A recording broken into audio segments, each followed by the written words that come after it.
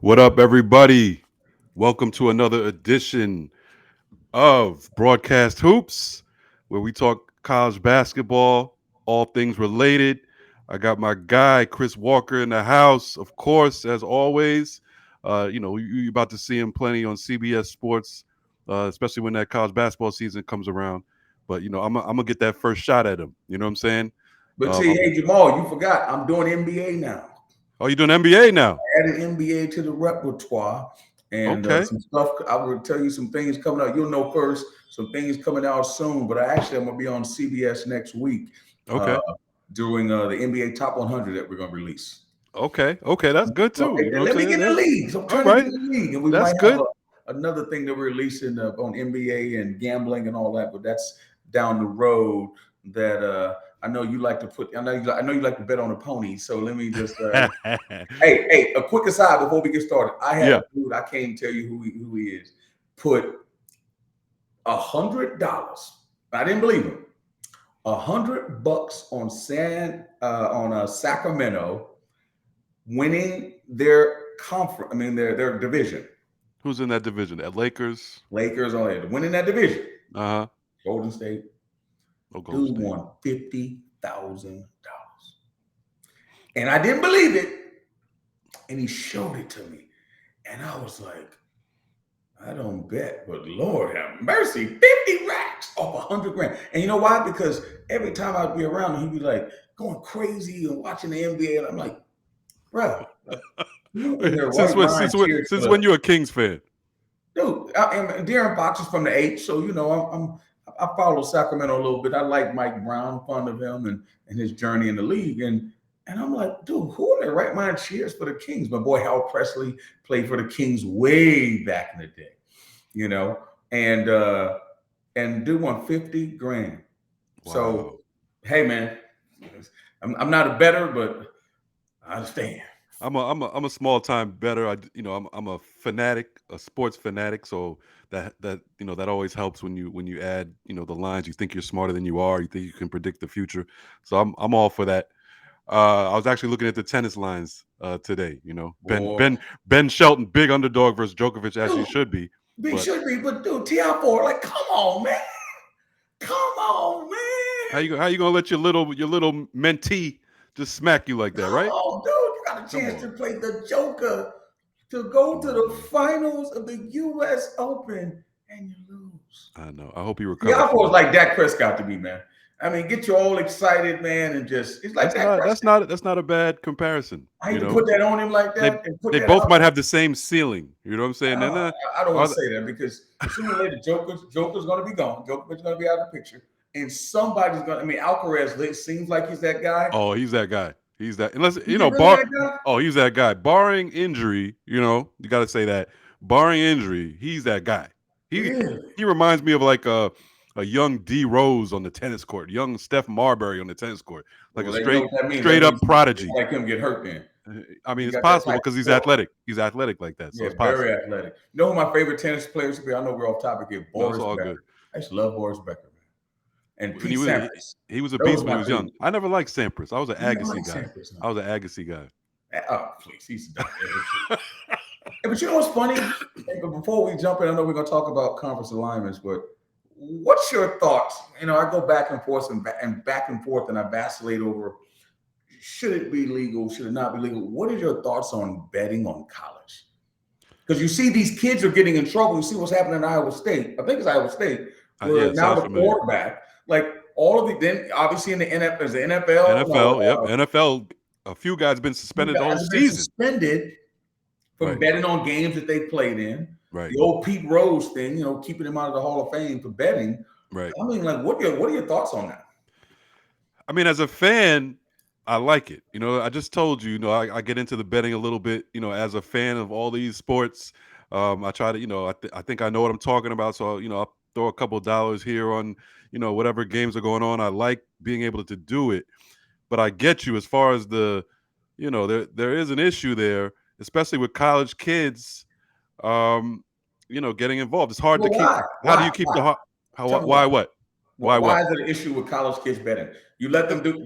They're allowed to do everything else. Why can't they bet? They're adults. Well, no, it's all. It's not anything to protect. I don't believe it's anything to protect the kids or the players in the NFL or anything like that. It's the business that they're trying to protect. They're trying to protect the integrity of the game, right? So they don't care about the people involved who are doing it. They're not trying to help them, but in order for the sports to sustain itself, people have to believe that it's all on the up and up. That no refs are cheating, no players have any kind of separate interest involved. So the sports have to come down hard on the players if they do that. You So disagree why with that? allow betting at all then? Because there's money. It's so much money Okay, so involved. so so if you're allowing, so why can't the people that play it? So if I'm not mistaken, you can bet as long as you don't bet. So I work at CBS. We got a policy. We got our betting policy. Obviously, you can't bet on a game that you're covering. You can't bet on a game that you're giving commentary on. That just makes common sense to me. Right. But why can't they bet on games that have nothing to do with them? Well, are they allowed to bet on other sports? I don't think college kids are allowed to bet. I'm saying should sports betting be allowed on college sports? Just in general, for Just in people general. like for me, should I be allowed to bet on college sports legally? Yeah, I mean, Yeah, yeah, I think okay, so. but the kids that participate, if No, I'm just so think about this. Think about this.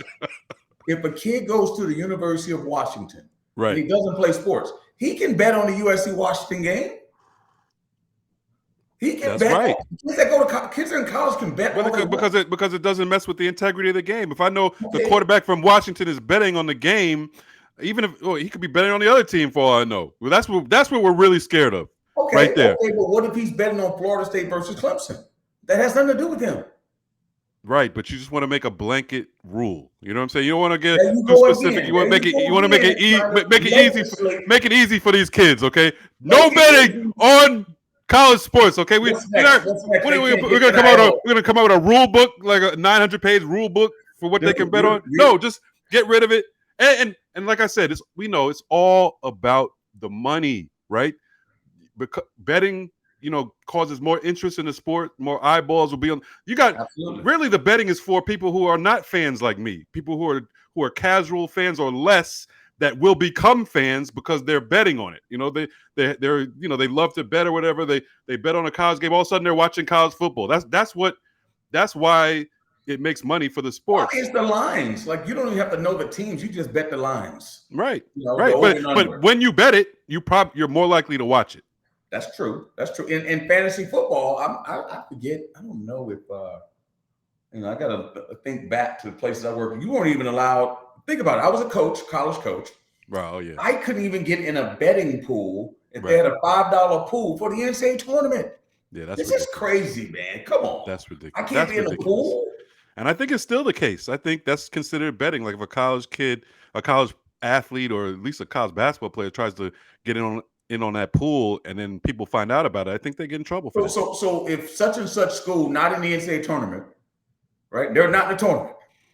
They can't be in the bed. They can't be in the pool. I mean, come on, bro. Like some of these No, rules, it's I so think it's stupid, but there's a possibility they may know somebody on the team because they play dude, ball. okay, so don't let the aunt bet. Don't let the aunt bet either. Then I mean, come on, No, somebody you're right. knows somebody No, in you're every right. situation, bro. No, you're Come right. on. You're right. I mean, it's unfair. The world isn't fair. We know this. You know what I'm saying? But No, just they keep make their but just antiquated keep rules. the betting going. All right. Don't hurt Their me. Don't hurt antiquated me. rules. The antiquated rules that will one day be eradicated, but right now they're on just like the NIL, where they shouldn't pay these amateur players. And here, Jim Harbaugh, I think he's reading my mind. I think he's stealing my words. Some of my colleagues spewing my not venom, but spewing my knowledge out there in the Twitter sphere, the public, and it's getting to him because I have long said that sooner or later, college players will revenue share with the TV deals, and that is the rock that he's standing on right now. He's saying they should be able to share, and he's right. I'm sorry, Of course. he's Of course. right. I mean, that's the draw. That's what people are coming to see. That's the labor market. And down the line, I think we've held it. How many years has college football and basketball been making money. I mean, college football with Long enough. 1940s at least. So it's like we've held them back. They've been able to hold us back. Young black kids and players and people who make the sport go. They've kept us from making that money all these years. I mean, it took 100 years. It took damn near 100 years to get a little bit, just NIL. So it's that ball's going to keep rolling. That ball's going to keep rolling. But I'll say this, and this is where the bone of contention will be, is that even if they allow them to revenue share, there's only two sports. I don't know if people understand this, and people may debate this, on social media. There's only two sports that make money. Right. And I'll challenge anybody to go try to do some research. Right. That's clear. Consistently make money. Right. And one makes a lot more than the other. Yeah, the other ones make zero. I mean, basically nothing. They're losses. Right. Football and men's basketball. Right. Yeah, sure. If they're an outlier like a UConn, they can make money, or LSU, where Kim Mulkey's got that big contract, by the way, where they make money. But by and large, or Tennessee back in the day, by and large, the two sports that make money are the NCAA. The men's basketball. Not every men's basketball team, but men's basketball, and particularly college football. The question is, if they allow them to revenue share, Title IX comes into effect. Because, again, women's sports on a larger narrative don't make money. They don't make money because, again, you need ticket sales. You need people to, there's a whole lot of things that go into that, right. And without, again, not trying to, say, be disparaging towards women's sports. I mean, I love women's sports. And so it's not that. I'm just saying the reality, if you look at the bottom line, and the sales and how just take the WNBA and the NBA. I mean, it's just and I think the WNBA is superb. If you've ever been to a WNBA game, you need to go. It is an experience.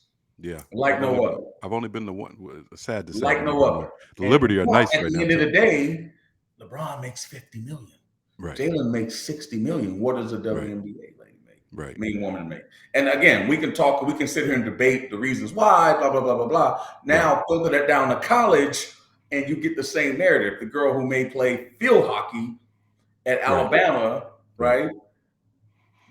The question is, should she revenue share with the quarterback from Alabama? And that's where you run into all these Title IX things and, equality between men and women. And it's not a subject that people like to talk about, right? But it is a reality of the sports, and it complicates the issue. It complicates the entire issue in terms of because it's a real thing, and it's and a lot of that stuff is you got state schools with federal money, state funded, and everything has to be head count with the NCAA, or if you have so many young women on campus, they have to receive the lion's share of the funding that comes from the state. Like there's a lot of things that are involved, but when you start talking about football games and basketball games and NCAA tournament, that's a whole different animal. Do you not know that the women's? I was blown away when I heard this. That the women's basketball NCAA tournament used to be called the women's tournament. Not until last year were they allowed to use March Madness. Right, yeah, I did hear that. Yes. Yeah, that was a story, and the March Madness, all the logos, yeah, it blew my mind, and I haven't had, unfortunately, the women's tournament takes place at the same simultaneously with the men's tournament, which I think is asinine. Like I have been a coach for as long as I've been out of college, or to a degree, and sometimes here and there when I took a hiatus. I've never went to the women's tournament. Like I would love for, and I know this is pie in the sky thinking. I don't know how we got on all this, brother. Why can't the women's tournament and the men's tournament take place at the same time in the same city? Why you mean the final four? Yeah, be in the same city, take place at the same time. Now talk about a spectacle. That would be. I already believe the NCAA tournament is the best event on the planet. I agree. I'm sorry. I agree. bigger than the Super Bowl. Not bigger. It's bigger than the Super Bowl. It's better than the Super Bowl to me. Right. You have access to the coaches. You can see people. You can do a Oh lot of yeah, yeah. things. I mean, that's the whole and really just It's a better the deal. whole setup of the tour, all those Oh man, better games deal. Better deal. start at noon, buzzer beaters, Better. It's just a one much. and done. It's great, man. The pageantry around it is amazing. If you've never been to the Final Four, you have to go. Right. You have to go to the Final Four Right. and understand how great it is. But I would love for the women play on Thursday, women play on Friday, men play on Saturday. Then the championship game of the women's on Sunday, championship games of men on Monday. Do you know how crazy that would be? Same venue. Same venue. Mhm. Same venue. You know how nuts that would be? That would be the biggest, most well-attended event, period. Right. Because all the might guys get who it might never, get there. huh? We might get there. Because all sometime the soon. guys who've never gone to women's games or one or Right. two, especially if they got daughters and stuff like myself, they're gonna go to that stuff, man. Right. They're gonna go. And Right. a lot of them just haven't been exposed to a big time college women's game. And the women's game you is and I couldn't compete with those people. I'm no, telling no. you. I know. I know. No circles around us. And the women's game is taking off, man. I mean, Man, listen. you I got watched the Kate. WNBA game. Remember, I'm like, Caitlin man, Clark is coming back. Remember Caitlin Clark, right? She's back next No, year. And then I see high school girls dunking in the layup lines now. Dude, You know what I'm saying? I watched the WNBA game. I'm like, whoa. I had this discussion. We may not get to the conference realignment, but I had this discussion about will a woman play in the NBA, and people just bum rushed me. Can a woman play in the NBA? I'm like, you're telling me that Diana Taurasi can't play in the league? You guys are nuts. She could. You're telling me. Now, I think it's easier for a guard to play, like a big guard, than a big. And especially where the rules are now, right? No physicality. Well, forget about physical. Yeah, okay. You shouldn't be. There never should have been a time when you could play football in the NBA. There was. Where you can. I mean, you played in the Big East. What are you talking about? In the 80s. Hey, listen. I did. Did y'all have 6 fouls or something? We had 6 fouls. Actually, I was there when they experimented with 6 fouls. And then I don't even know what the word concussion means. That word wasn't in the dictionary when I played. Right, concussion protocol. That was like speaking Spanish or Russian or something. You were taking elbows from morning or something? Hey, no, I actually took an elbow. Remember Constantinople was a big 7'4" dude that played in Miami? Yes. Knocked me out of a game, elbow. So I mean, and listen, back then, it's different than now. Not saying that it's the way it should be.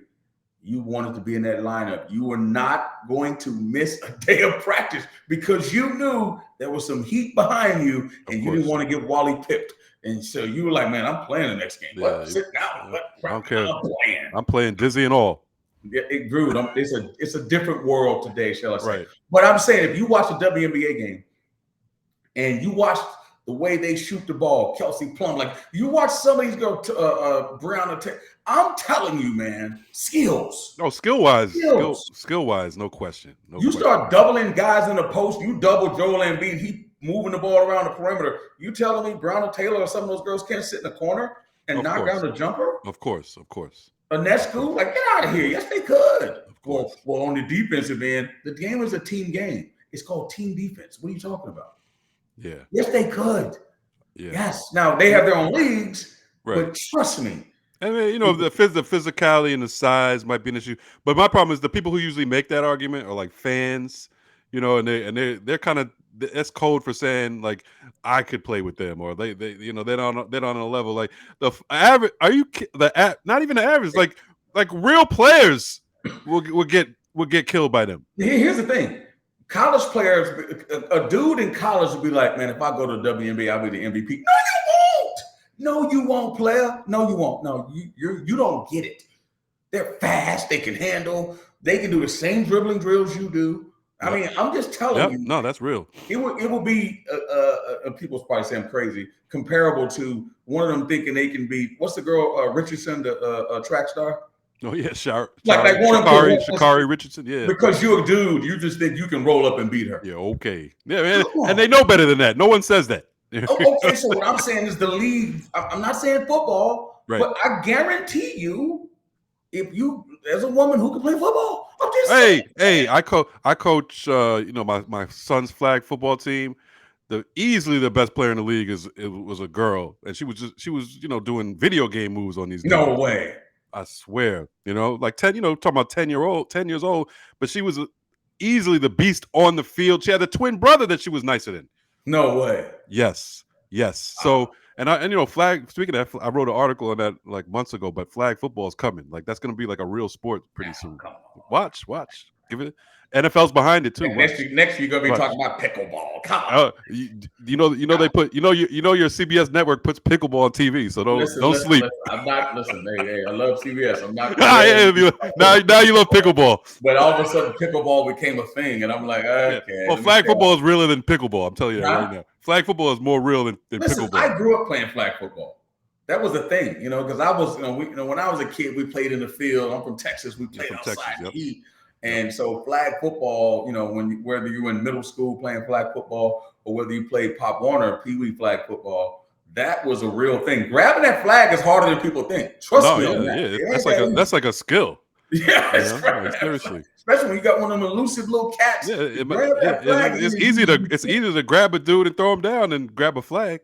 100%, bro. But they obviously because of safety things, that's where. And I actually believe that's a good place to go because the kids are taking so many hits by the time they get to the NBA and NFL. Goodness gracious! Yeah. You just play college football. You're going. Serious. I got all the love. I got all the love for NFL players. It's the toughest sport. I'm sorry. I watch Hard Knocks. I watch the Jets. They make that thing look rosy as possible. But training camp in football, goodness, great. It was rough. It was rough. I played high school football, and I knew I was like, I was pretty good in high school, but I was like, I ain't playing in college because that's not even games, just the grind of practice. The practice every day and the hitting and all that. I'm like, nah, man, I ain't doing all that. No, I can't. I wasn't built for that. Let's talk about this conference realignment thing. Like, what are your thoughts on the Pac-12? I'm going to tell you what ended the Pac-12. People can talk football all they want, and I'm gonna bring a little sarcasm. Got to be football now. I'm gonna bring a little sarcasm to it. The worst thing they ever did was have that event. It's gonna sound crazy and counterculture to what I believe. When they played the SWAC, when they had the Pac-12 versus the SWAC. You think that ended the Pac? It ended them. It ended. Listen, just like Deion is doing. That's not gonna be a popular take, man. Just like Deion is doing, like the kid, his son said, "Hold on, man. Y'all said that I couldn't do this versus the Power 5. I didn't do this playing at Jackson State." Now I think about it. Listen, the SWAC because they beat him, right? The SWAC beat him a few games. No, like 3 or 4 games. Prairie View. I think Prairie View beat up on Washington State. Texas Southern. Arizona State Arizona State took an L. I think Cal Berkeley lost. I can't remember. Cal. If those other teams lost, Cal definitely lost because Cal was terrible. There's a couple more teams that lost. I was like, that was the worst idea. Again, I'm glad that they did it. The initiative. And remember, they went to their gyms. They went to the SWAC gyms, right? Bro, got dusted up. And that goes to show you that never happened in football. But that goes to show you in basketball, anything is possible.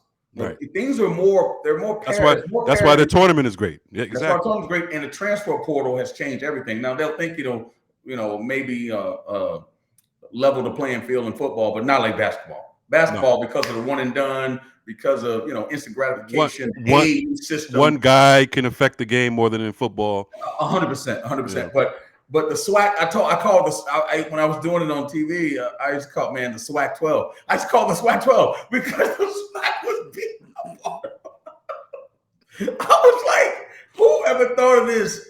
And I'm like, oh my God, the SWAC 12 is falling apart. And all of a sudden, you have basically eliminated the Pacific Ocean. That's what you've done.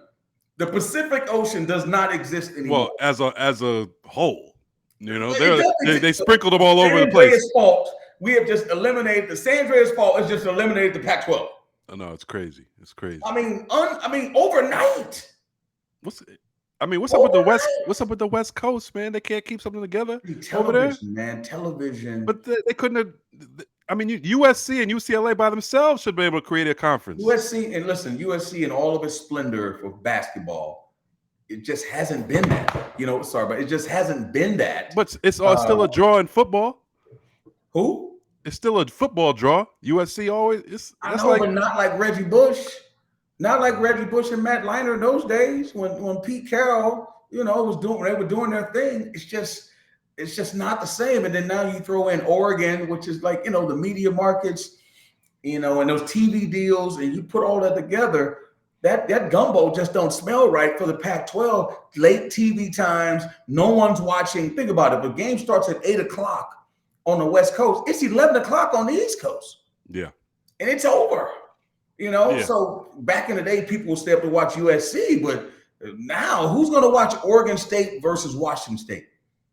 I mean, Not many, but in the middle of the day, basketball I watch. Huh? Basketball I watch, but I ain't watched that football game. Even late at night. I'm just saying that thing ended. It was gone, and I'm still perplexed that the ACC took Cal and Stanford. I'm sitting there going like, I worked at Cal. I'm like, the ACC, like, where are you going to get the money to travel? I mean, you're going to be on planes forever. Like, it doesn't make sense. Yeah, I don't get it. Does the ACC even have a Midwest team? Yeah, in basketball, Notre Dame.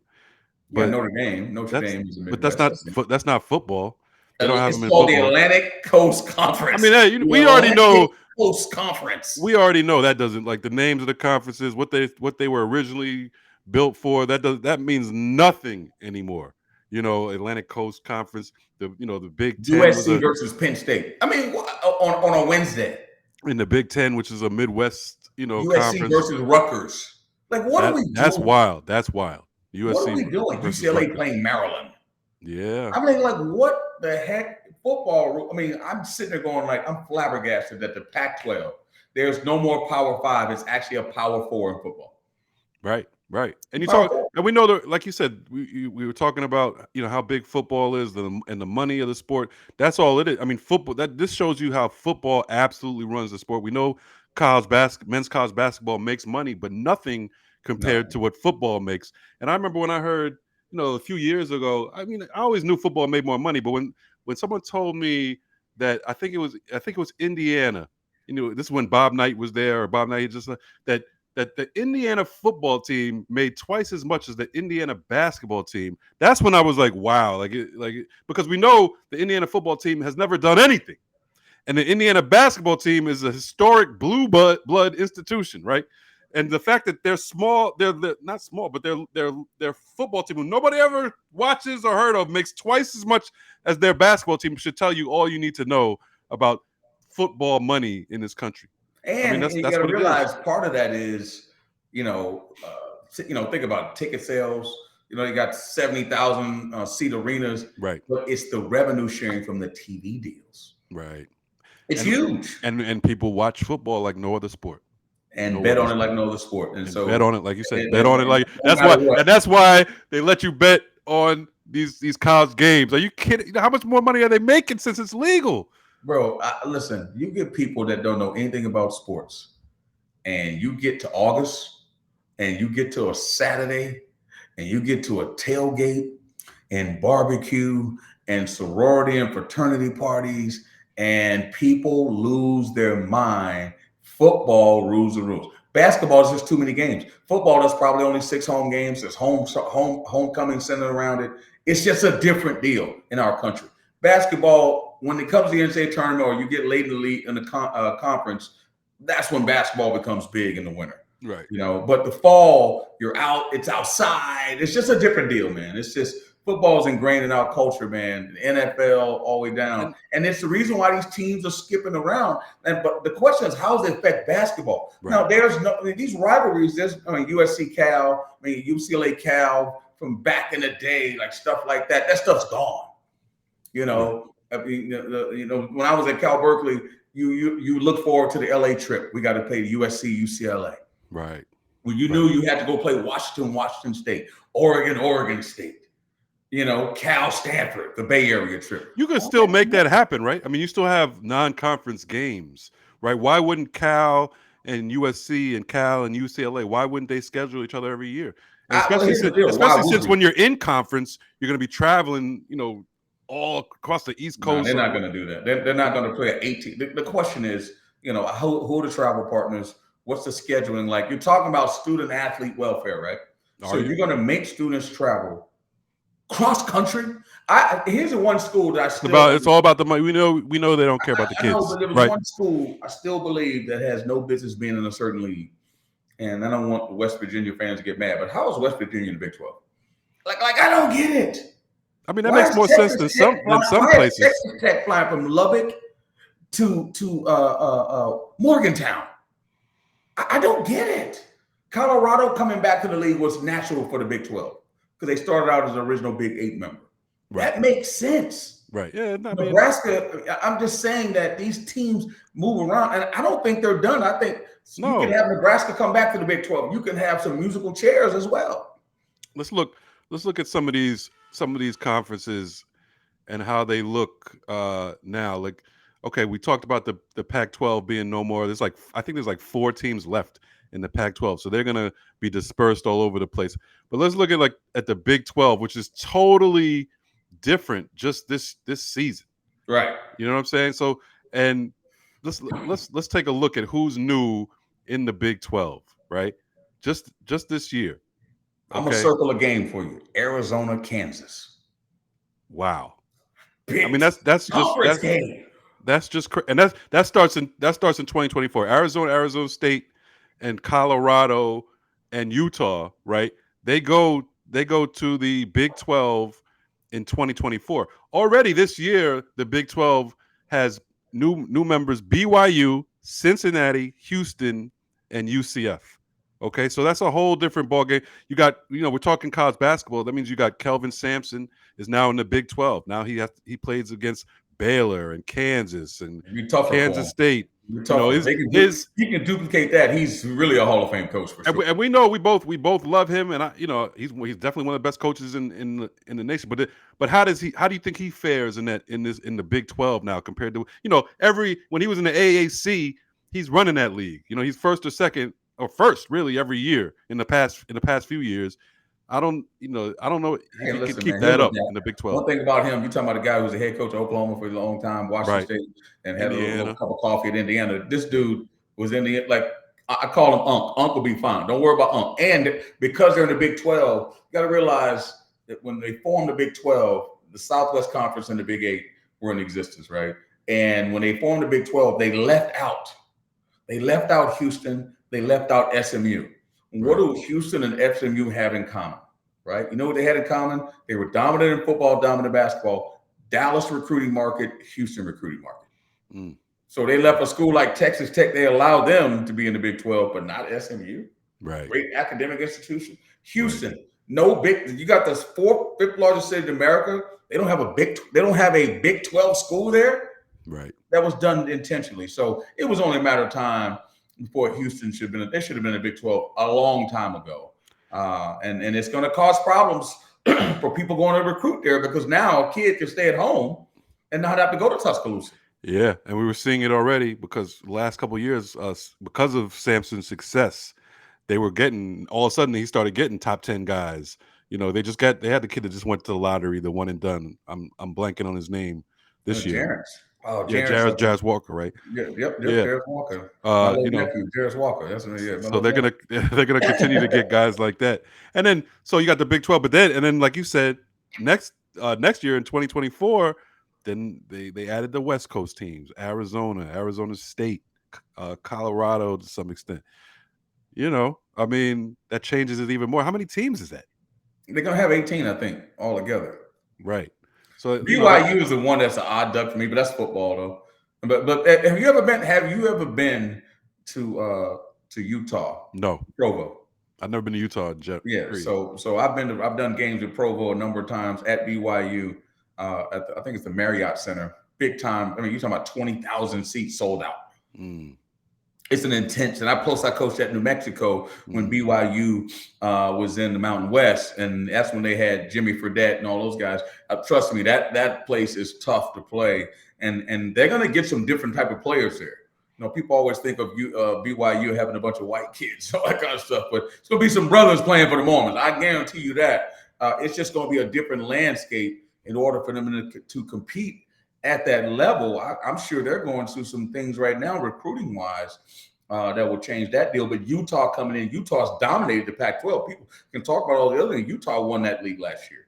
So Right. they've done a tremendous job. Beat up on Florida the other day. Man, what happened to Florida football? So what I'm saying is I watched this special on Earth. I don't know if you've seen it yet. I I'm told they stole my idea anyway. didn't But watch it yet. Didn't watch it yet. oh man, on Urban Meyer, it's called Mhm. Swamp Kings. Gotta watch.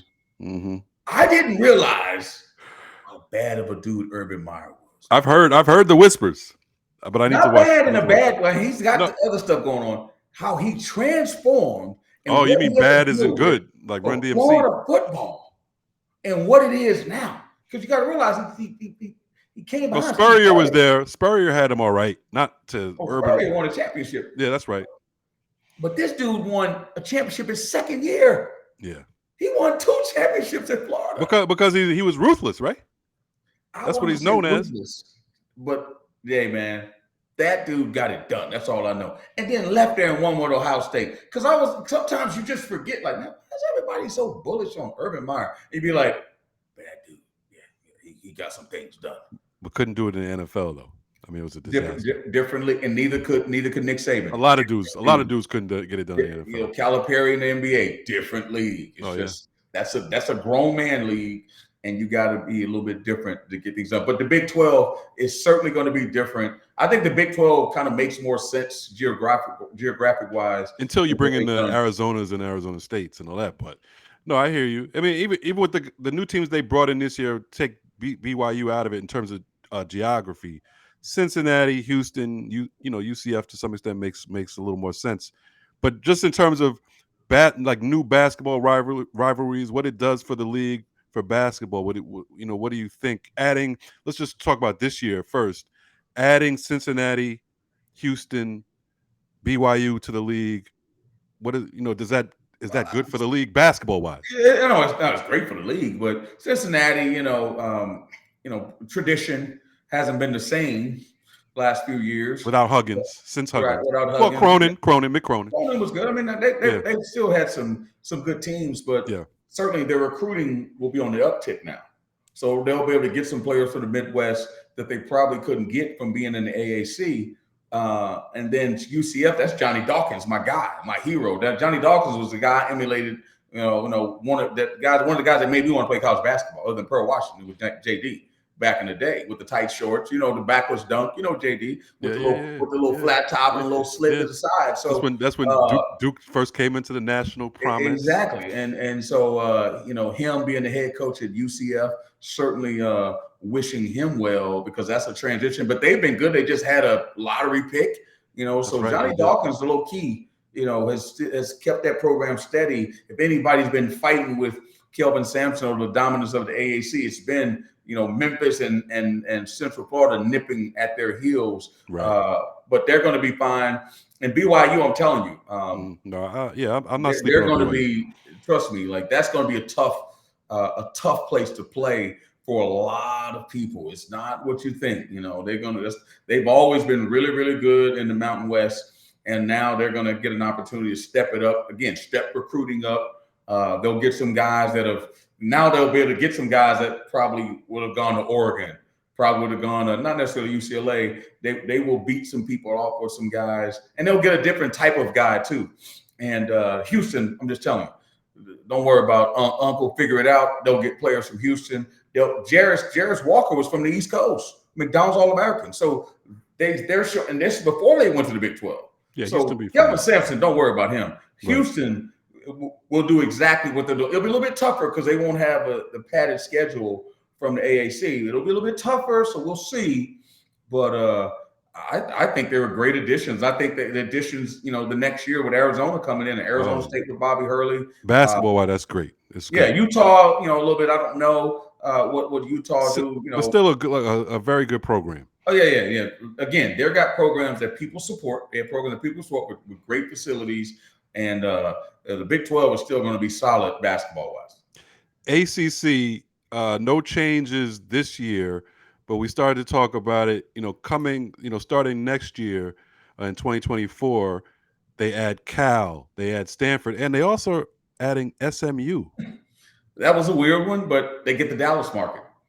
Mm, Again, people got to understand SMU back in the day, the Pony Express, but they also had John Kunkat going against Hakeem Elijah, one of those guys back in the day. So basketball has been strong at SMU. And then when Larry Brown was there, they were doing a great job.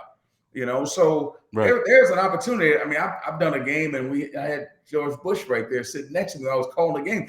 Those are the kind of people that go to those games in Highland Park. And I'll tell you another guy who's at those games all the time. One of my heroes, number 33 of the Star, Tony Dorsett. So that is a very alive area when that program, football and basketball, are doing well. And I think they have a chance to be really good in the ACC, and it's going to disrupt recruiting in the state of Texas because now you could stay at home in Dallas. It's a great place to live and still play in the ACC, play against Carolina, go to the Dean Dome, play against Duke. It's going to be very interesting, that move. But Cal and Stanford are the one that perplexed me, just to travel along. It's just Yeah. absolutely insane. I mean, yeah. I mean, to me, the way I'm looking at it, all this now, I kind of take the travel out of it. I'm like, again, I'm looking at it just a fan. The basketball programs. What it's going to do as far as new rivalries and new schedules and all that. So I'm going to take that out of it. The one place where the Cal Stanford thing makes a little sense is that these are very prestigious academic institutions. So now you group that with Duke, you group that with North Carolina, Miami to a certain extent, Syracuse. So I think that was Virginia. That was kind of the draw of it, where you have these two prestigious schools who also have solid sports programs, and you bring them to the Stanford, ACC. Virginia, like somebody's going to get excited about that. No, not. I Stanford, mean, Wake Forest, Cal, Wake Forest. Let's get excited about that. That's nah. why Florida State. That's why Florida State and Clemson are like, what? That's the problem. They probably end up losing Florida State and Clemson at some point To the soon for SEC. football, and maybe even Miami if Miami ever gets their act together football wise. But Miami is an academic school, so that would actually be in line with what the other teams are in that league. Boston College, another team Right. that's an academic institution. Now Virginia Tech, again, not the bashing of academic prowess, Right. but still in that league. And Notre Wake. Dame. So you Yeah, bring Notre Dame. Cal, Notre Dame, Stanford, Notre Dame. Those are good games. Right. Duke, Big, Cal, Duke, no, Stanford. Great games for the yeah. academicians, shall I Yeah. say? Even Wake Forest, a very good Yes, school. So, G Tech. so Yeah, I the mean, ACC is really just trying to hold on, and yeah, it all stems from football. So they're just trying to hold on, have enough traditional football schools, because you do have to give it to Stanford at least, and maybe Cal, but definitely Stanford as being a traditional football school. They have that rivalry with Notre Dame. So they have great players who've come out of Stanford, great NFL players who've come out of Stanford, still do. Richard hey, Aaron Sherman. Rodgers came out of Cal. I mean, you Yeah, still that's got some true. That's players. true. Yeah, you Cal, got yeah, some. Cal also. So, I mean, they're trying to hold it together. We'll see. It won't have any effect basketball wise this year. No, zero effect. And really, Adding those three schools does nothing for that league. So yeah, well, you're right. So it won't have any effect. Period. To tell you the no, it truth. doesn't have to. Uh, how about the Big Ten? Again, another league that no real changes this year, but I mean, huge changes coming 2024. Oregon, UCLA, USC, and Washington. And again, you got the travel thing. I guess that's where your head's at.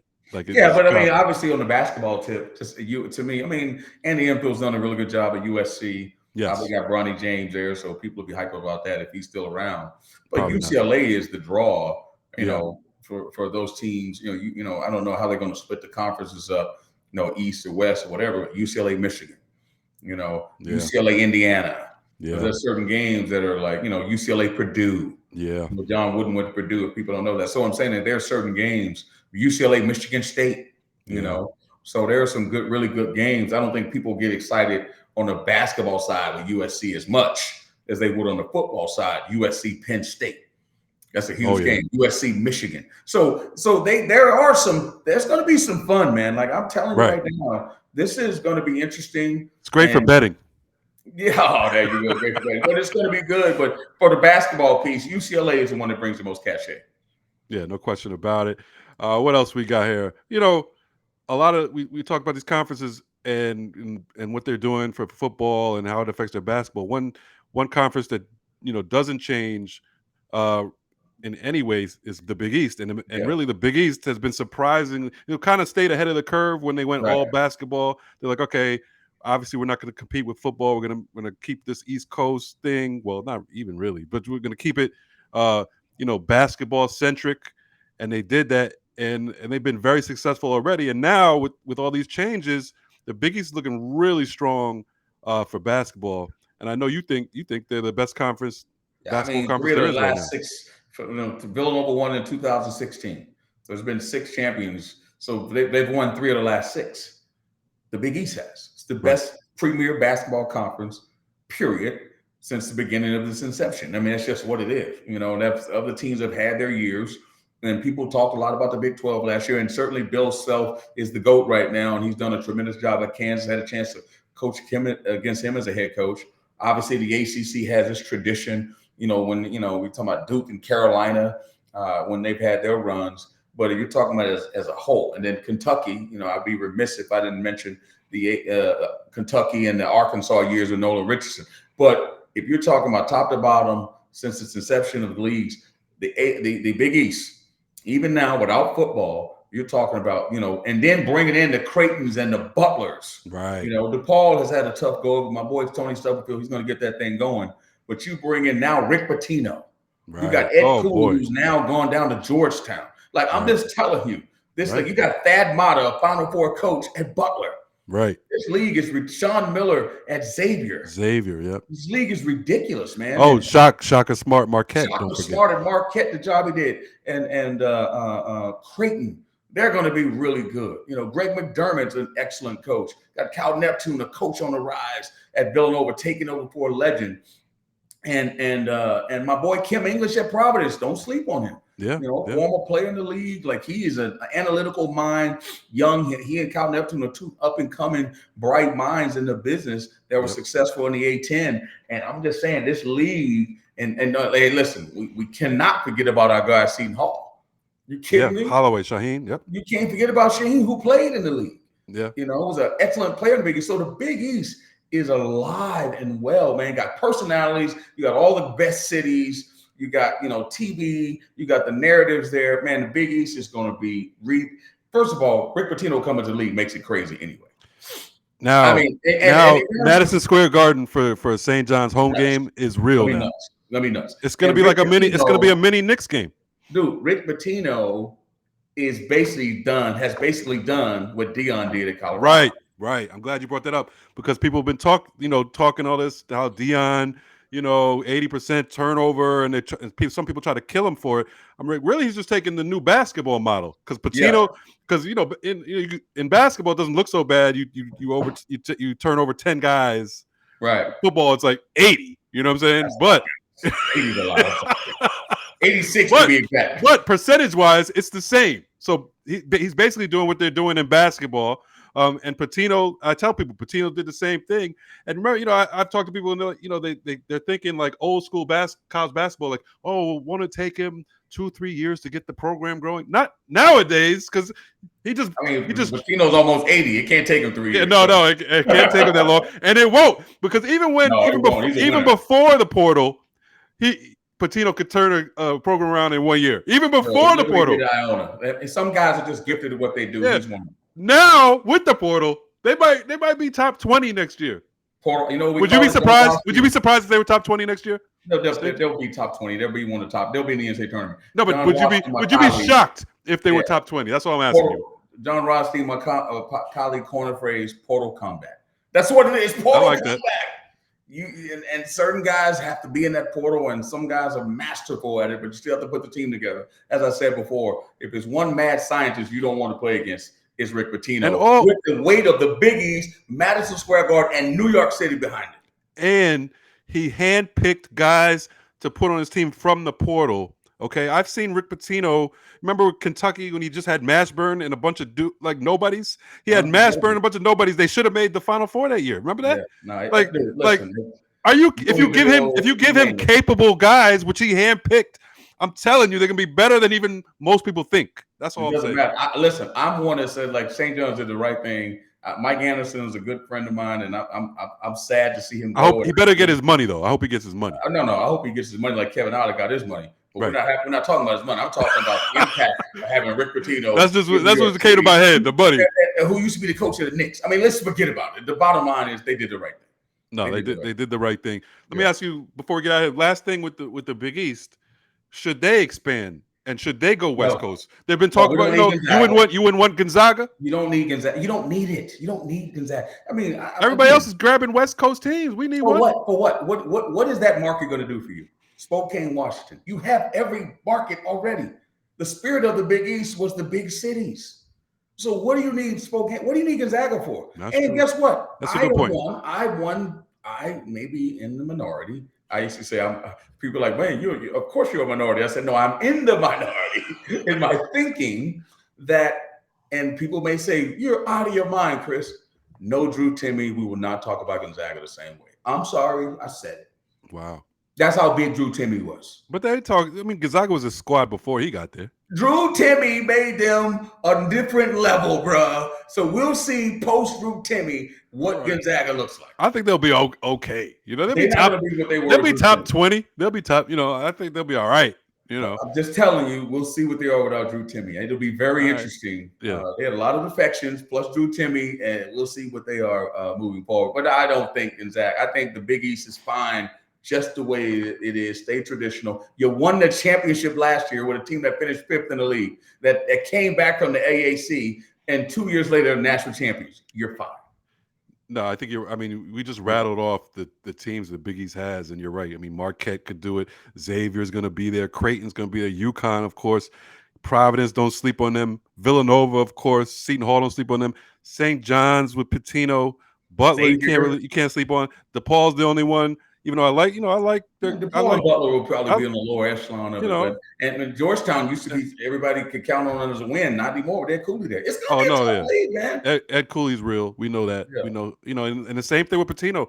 He didn't do as well at the portal as Pitino did, but he doesn't need much. We've watched Ed Cooley over the years. Like we look, you know, coming into the season, we see some of his Providence teams. We're like, oh, they don't got much. They ain't gonna be nothing. And then they're third in the Big East. Yeah, they're gonna be good. Now, trust me, Georgetown will be back. That little hat that you wear, will be back. I got to deal with Roy Hibbert in the studio. And finally, we can talk about Georgetown again. And puppy dogs. We can actually tell me what a Hoya is now. You know what's a Hoya?